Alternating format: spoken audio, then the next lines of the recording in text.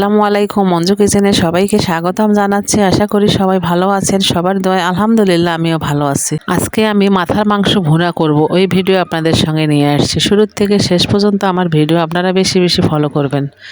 প্রথমে মাংসগুলো ভালোভাবে ধুয়ে পরিষ্কার করে এখন প্রেসার কুকারে দিয়ে সব মশলা আমি একে একে দিয়ে দিচ্ছি। মরিচ, পেঁয়াজ, আদা বাটা, রসুন বাটা, পরিমাণ মতো হলুদের গুঁড়া, মরিচের গুঁড়া, স্বাদ মতো লবণ, সব কিছু দিয়ে আমি মাংসটা ভালোভাবে মেখে নিচ্ছি।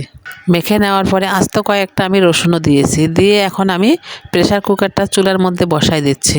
এখন মাংসটা আমার বলক উঠে আসছে। আমি এখন সিদ্ধ হওয়ার জন্য পানি দিয়ে দিচ্ছি। দিয়ে প্রেসার কুকারের ঢাকনা লাগাই দেব। অনেক কয়েকটা সিজ দেওয়ার পরে এখন আমি প্রেসার কুকারের ঢাকনা খুলে এখন আমি মাংসটা কড়ার মধ্যে ঢেলে নিচ্ছি। নিয়ে কড়ার মধ্যে মাংসটা ভালোভাবে কষাই নেব। মাংসটা আমার কষানো হয়ে গেছে। আমি হালকা একটু ঝোল দিয়েছি। বাসায় যে মশলা, ওই মশলাও পরিমাণ মতো দিয়ে দিচ্ছি। আমি গরুর মাংসর যে রেডিমিক্স মশলা, ওই মশলাও সামান্য দিয়ে দিচ্ছি। টেস্টি সল্ট দিয়ে দিচ্ছি। দিয়ে ভালোভাবে মাংসটা নেড়ে চেড়ে নিচ্ছি।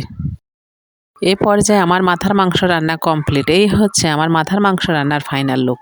মাথার মাংসর পাশাপাশি আমি পেঁপে রান্না করতেছি, ওই ভিডিও আপনাদের কাছে নিয়ে আসছি। পেঁপে ধুয়ে পরিষ্কার করে এখন আমি প্রেসার কুকারে দিয়ে দিচ্ছি। দিয়ে মরিচ, পেঁয়াজ কেটে দিচ্ছি। আমি যে মাংস কড়ার মধ্যে উঠাই নিয়ে এসেছি, ওই ঝোল ছিল, ওই ঝোলের মধ্যে আমি পেঁপে দিয়েছি। এই জন্য আমার পেঁপের কালারটা এরকম হয়েছে।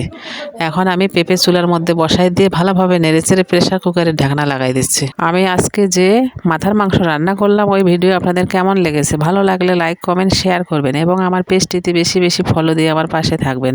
ধন্যবাদ সবাইকে। আল্লাহ হাফেজ। টাটা।